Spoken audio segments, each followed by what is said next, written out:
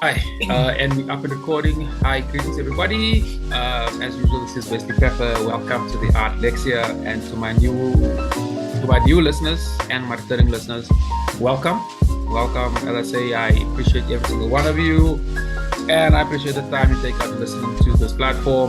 This is episode 179. So again, I'm getting closer to 200, which is very cool. If you're in South Africa. Today is Human Rights Day, Sharpeville Day, Robert Sobukwe Day. If you listen to this platform, you know we prefer to call it Sobukwe Day. So it's a public holiday, so that's quite lovely. And we're talking today, this morning, we're talking everything to do with dance, with a very interesting and very beautiful production. We're talking to Nadia Virasamy, the director of Moving into Dance. She told me she's a bit of a power outage or something like that on her side of the world. But you know, that stuff is yes, man. That is like an everyday occurrence here, so that's not a stress. So Nadia, first of all, good morning, my sister. Welcome, and how are you? I'm well. Thank you so much for having me. How exciting. Yeah, no, welcome, welcome. I cover quite a bit of theater and art productions on here, so it's always very interesting to talk to. I mean, I haven't covered something that's happening in the UJ theater, so I'm looking forward to this, man. So just for my listeners, this production is actually taking place from the 27th to the 28th of March at the UJ theater. But before we get into that, Nadia, can you just start off by giving us as a brief for my listeners who's not aware about who is moving into dance? I know you guys have been around since 1978, which is as old as I am. A long And time. so can you just give us, 47 years. Yeah. yeah, I know it's been a while. So can you just tell us a little bit about moving into dance and then we'll get into the production? Certainly. Absolutely. So moving into dance, as you said, was founded in 1978 by a woman called Sylvia Glosser. And she just had this incredible vision for Black youth in South Africa, because this was the height of apartheid, to receive some form of training in dance, so that, they could generate some form of recreation, have some form of recreation in the townships and generate some income for themselves. So essentially what she would do, being a white person in apartheid South Africa, converted her garage into a dance studio, and she would sneak Black youth in from the townships to her home and train them in dance. And 47 years on, we operate on a similar premise. Obviously, trying to grant access and opportunity to youth that are talented but lack the resources and the economic means to access training. And we train them we're a not-for-profit, so we train them at almost full cost to ourselves and just give them these amazing opportunities that spring from being properly trained in our signature dance style, which is contemporary African dance, being Afrofusion. And that's pretty much where we're at. So we run various programs and projects. So outside of our 3-year dance training, we have a professional dance company, which is I'm so sorry about the background noises, Don't worry, it's not which even it's is not even coming through that strong. So okay. don't stress it. So yeah. Which is yeah, sorry. So which essentially is the employment component of our company. So we're one of very few dance companies that employ a full-time dance company. Um, and I should mention this because it feeds into the production. Yeah. We have another project that we launched in 2016 called Enable Through Dance. So we work with special needs schools and youth living with disabilities, and we train them in dance. So first we've had to train our dance teachers and facilitators to work within the special needs environment.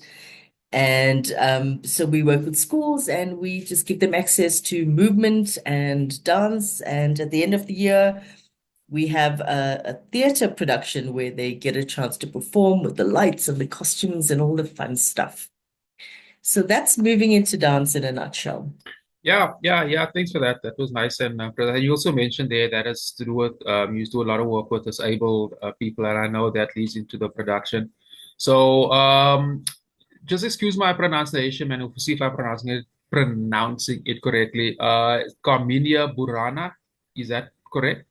Carmina Burana, yes. Okay. So from my understanding, this production has been actually originally done in 1937 in Denmark. So different culture, different time. I've been a completely different. Actually, it was before World War II, if my memory serves me. So different, completely different time. And to pretend to do that in South Africa in 2025. So I know there's a lot of cultural nuances that you guys have to work through. So I'd like you to explain that. But before we get to that, can you just tell us a little bit about the production? Yeah. Sure. Okay. So Carmina Burana is an inclusive dance production. It is a 75-minute dance piece. It features dancers moving into Dancers Professional Dance Company, inclusive of some of our interns and some guest performers. One of the headliners is Teboho Lexcia, who is a disabled wheelchair-bound dancer, and he's from one of the companies by a Moving into Dance graduate class company in the Northwest. So we try very hard to try and access opportunities through our rather vast graduate network within the country. Class Compy runs an organization called Foot Expression Dance. So Teboko's from there, and he's come through and been working on this production since. So as you mentioned before, Carmina Burana will open at the UJ Theatre, but for 2 shows only. That's on the 27th and 28th, so next Thursday and Friday at 6 p.m. And tickets are available at the door at 100 Rand each.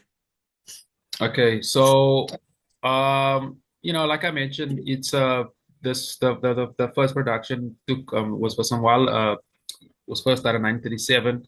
So I find that pretty interesting, given that a lot of stuff has changed. Have you skipped the original production, or have you workshopped it for more of a modern type of audience? Okay, so Carmina Burana is a music soundscape. It's orchestral music that was created by Carl Orloff in 1937. And it's based on poetry around medieval poetry around love and violence and a whole lot of other social factors. So it's the music that is being used within the production that's from 1937. The piece itself, the dance piece, was first done by Melody Putu, who is a Soweto-born choreographer that has been living in Europe for a while. If I'm right, I think since the early 2000s. And Marie Brolin-Tani, who Moving into Dance has had a relationship with since 2005. And she is the director of the Holstebro Dance Company in Denmark. So she works closely with Melody, and we've been chatting for a while about just being able to collaborate again. And it so happened that, it just feels like all the stars aligned and the universe came together and we managed to pull this off. Because a production of this nature is pretty expensive to mount. So Melody came through earlier this year in January, and he started, he did the choreography and just mounted the dance piece, and then moving into dance's artistic director, Sanibor Matau, rehearsed it. And Marie will be here. Well, she arrives tomorrow, and she'll basically be helping with the staging of the piece. So yeah, the piece itself is, like I said, an inclusive dance piece, Yeah. and it really is about just, I mean, besides the music being incredible, I mean, if anybody knows the soundscape of Carmina Burana, I mean, it's very, very catching. It's one of those things, I'll give away how old I am now, that I remember from my childhood watching TV, and I'm not allowed, if I'm allowed to say brand names, but anyway, there used to be this Old Spice commercial where this guy was used to surf, and it, you know, it had the soundtrack to it. And I remember it from then, and now it just brought back all those memories. Besides feeling old, I get to listen to beautiful music. But yeah, so the piece is really about, you know, inclusivity, but not just from a disability perspective, also from, you know, ageism and Okay. classism and, Okay. you know, differentiations in the social spectrum. So, you know, while disability is one form of isolation, it's also, you know, as you get older, that you are extricated from society and social events because you lack the ability anymore to do some of the things that younger folk would do. In a similar sort of way as children, you're Yeah. extricated from social activities. So it really is this fully all-embracing conversation about inclusivity within society and not necessarily from a disability perspective. Interesting. Very interesting. So there's two things I'd like to pick up on. You mentioned that it's based off the music of Carl Orff, right? Yeah. Actually, I'm not really familiar with his music myself. So can you just tell us a little bit about who he is and what type of music, a little bit about his music? So he's a composer. Like I said, this was done in 1937. Does a wide stream of orchestral music. And like you, dance is my background, so I'm not going to claim any authority on the music side of this. But, you know, music is such an important part of dance. You know, it creates the mood, it creates the Yeah. ambiance, it Yeah. creates a structure within movement. And Melody has used this quite beautifully in the sense that he's adapted it to a very African movement style. So while he uses contemporary dance, he's adapted it to bodies that are of fair with contemporary African dance. So, you know, in that sense, it's quite an interesting juxtaposition of very European music versus, you know, contemporary Interesting. African Yeah. dance. Interesting. Yeah. Yeah. So, I mean, the music is just, and I can't even explain it to you because you're gonna have to come and see it. Mm. And I'm gonna contact you after, so make sure you do. But just to understand the nuances of beautiful orchestral music versus contemporary African Okay. dance movement. Yeah. Interesting. Very, very interesting. I'm actually gonna run a search on his music when we're done here because I love music is a big part of my being, I guess. So yeah, I'm definitely gonna have a run a search on that. Another major point that you made that I'd like you to expand on is the disability or disabled dance element to it. I mean, just from an outsider, you know, one might think, but if you're disabled, how are you able to dance? Yeah. And I mean, there's obviously a lot of choreography and so forth, and costume and so forth. So just explain to us a little bit about the disabled element in the dance. In other words, is it like a center part of the production? Is it and I guess how does it just work? You know, with the able bodies, and you know, I mean, you don't have to necessarily break down the entire choreography, but I hope you get what I'm Yeah. asking. Oh, good. I'm glad you just said break it down because I was about to launch into interpretive dance. Um, so basically, Taboko Lela, let's say, who plays a key role in the piece. Sure. And as I mentioned, he's wheelchair bound. Yeah. So I want to take a step back and just talk about moving into dance and just feeding into our Enabled to Dance project. So when we started off, now you need to remember that we have been operating for a long time within the professional dance space. Okay. Yeah. Yeah. And Yeah. just working in the area of disability was literally rethinking how we work. Because dance, I mean, the perception in and around dance is always about perfect movement and perfect Yeah. bodies Yeah. and, Yeah. just being able to feed off the energy of bodies that are fully abled, for lack of a better phrase. Yeah. And it was really a mind shift to start rethinking about how one incorporates movements on bodies that do not have the full capacity that another dancer might have, and how one embraces this and how one works with it. So it's not always about clean and beautiful movement, but it is about being able Interesting. to include skills and abilities within movement. And Toboko is really, I mean, he's an incredible dancer, and we've had dancers coming through our inclusive dance program that have finished 3 years of training, that have gone on to tour, with international productions. So I think it really is, and I think a lot of us are just kind of nervous around the terminology and the thinking around disability. But once one opens one's mind and gives something a chance, it shifts your perspective to realize that, hold on, I may need to work slightly differently, but there's nothing less authentic about how I am working. And I think that's something that we've come to understand.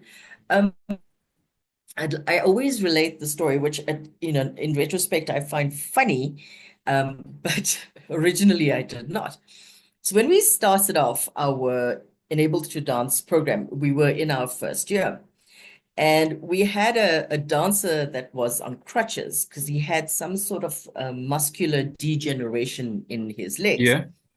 And then we had our trainee dancers who had been trained in working with inclusive dance, working with some of our disabled dancers.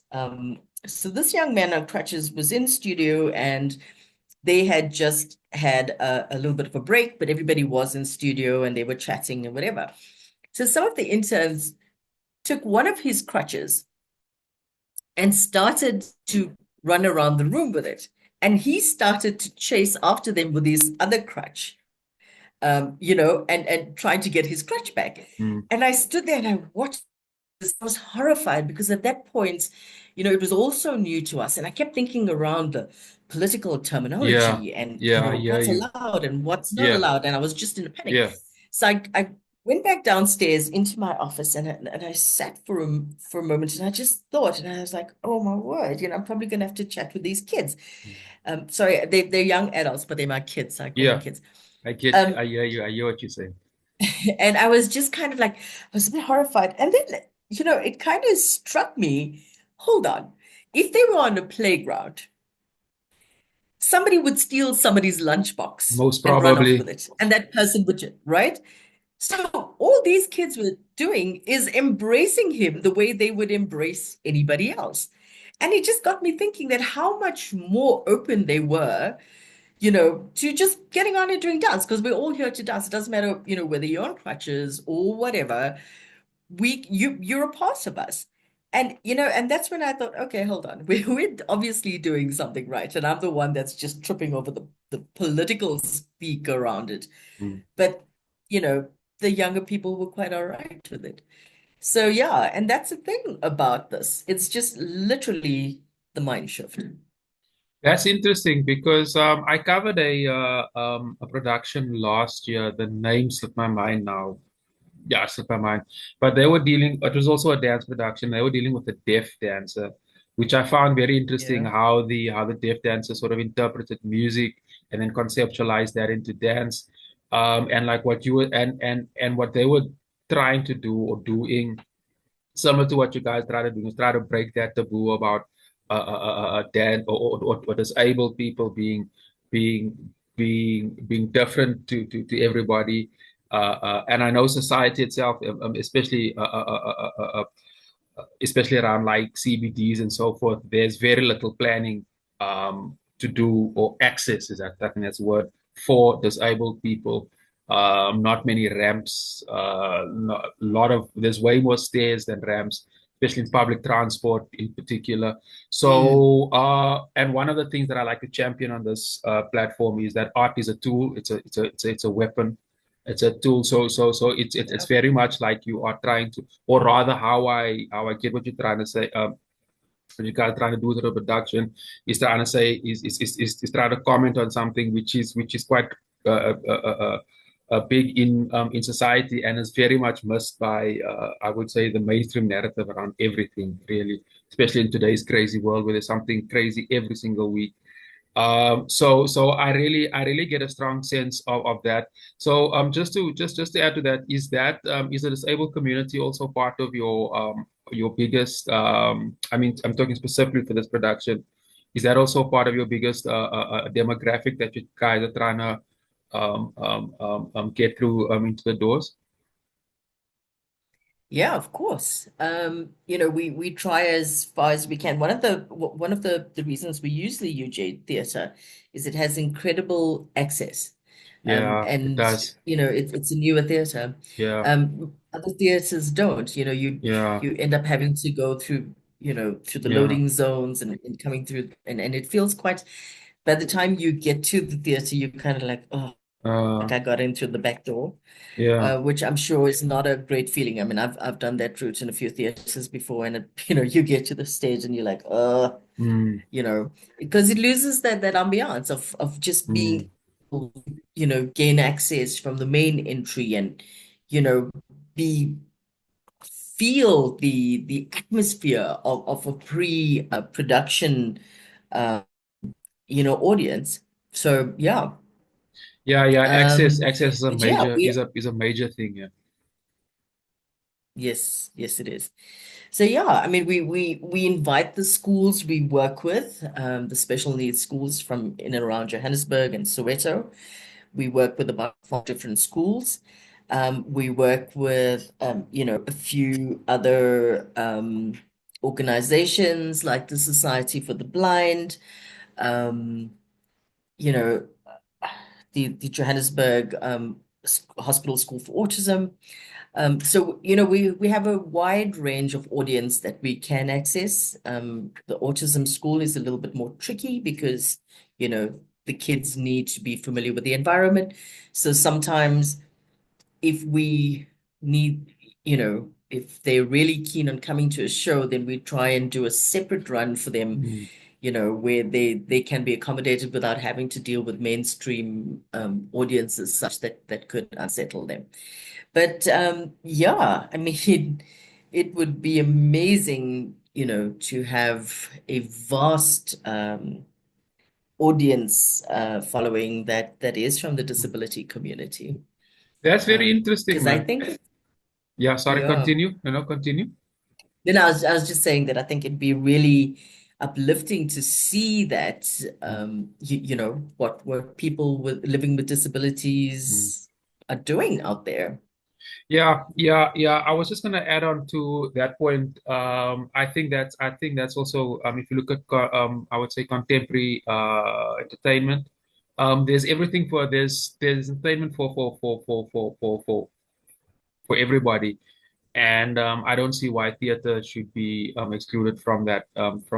And when I mean everybody, I'm meaning like different race groups, different cultures, and so forth and so forth. So that's actually pretty interesting.